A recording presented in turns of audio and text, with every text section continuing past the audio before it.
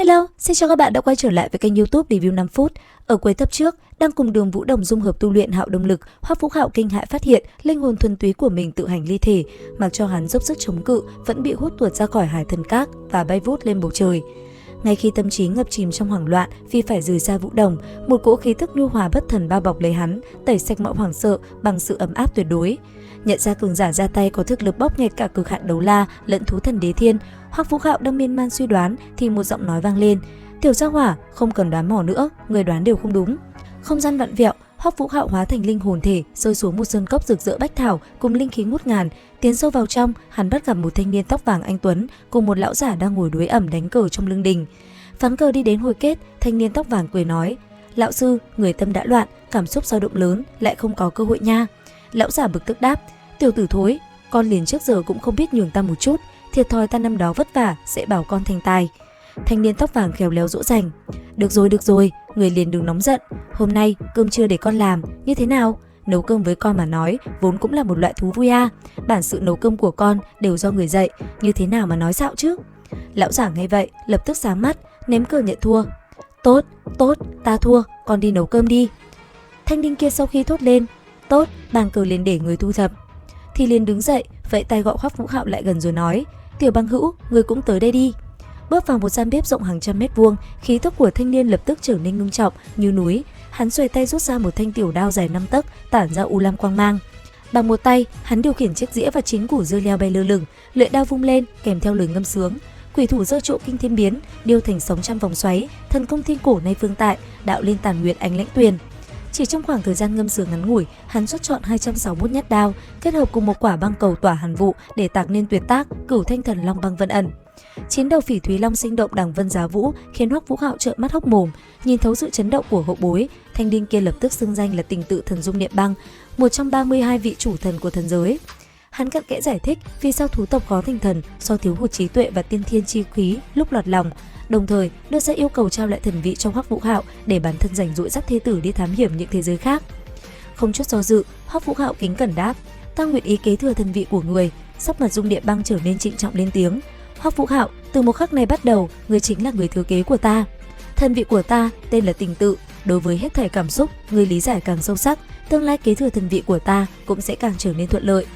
Nói rồi, Dung Niệm Băng điểm ngón trỏ lên trán Hoắc Vũ Hạo, gieo xuống hạt giống thần tính, tẩy lễ linh hồn hắn thăng hoa thành thần thức, nhắc nhở hắn tuyệt đối giấu kín bí mật này để bảo toàn tính mạng. Dung Niệm Băng ban cho 2 món lễ vật dung hợp thẳng vào cơ thể hắn rồi vung tay, đưa linh hồn Hoắc Vũ Hạo rời đi. Ý thức trở lại thực tại bên trong Hoàng Kim Thụ, Hoắc Vũ Hạo phát hiện bản chất hồn lực của hắn và Đường Vũ Đồng đã lột xác.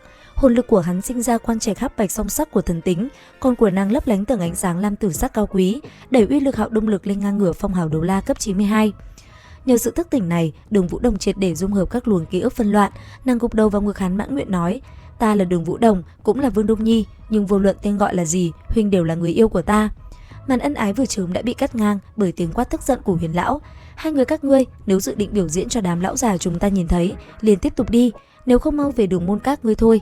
7 ngày thời gian, các ngươi đem Hoàng Kim Thụ tản mát ra thiên địa nguyên lực, hấp thu 1/3, không đến 3, 5 năm đều khôi phục không được."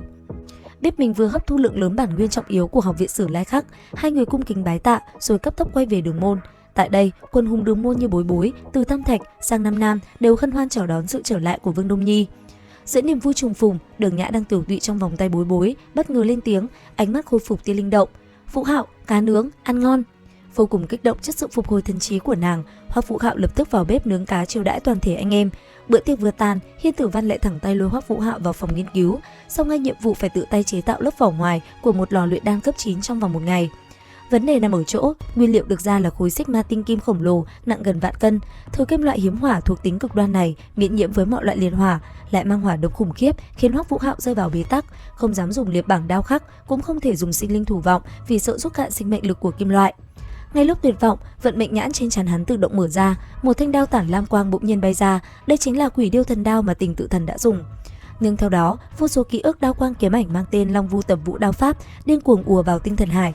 Hoắc Vũ Hạo nhắm mắt cảm ngộ, tay phải nắm lấy thần đao vung lên.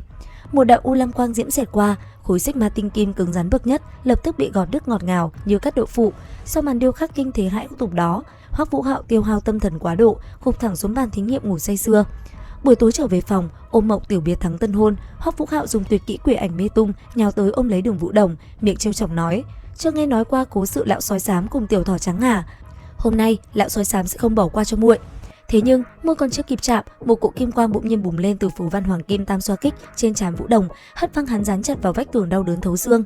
Nhìn Hoắc Vũ Hạo nằm bẹp, Đường Vũ Đồng ủy khuất giải thích: "Không phải muội không phải không muốn để huynh thân, là cha muội không để huynh thân." Hóa ra nhạc phụ đại nhân đã hạ phong ấn cấm thuật. Không cam lòng, Hoắc Vũ Hạo thử lại nhiều lần, nhưng kết cục chỉ là mình mẩy bầm dập, đành cắn răng ôm hận ngồi tu luyện chay cùng nàng qua đêm. Đến đây thì cũng hết tập 145 Tuyệt thế đường môn. Xin chào và hẹn gặp lại các bạn.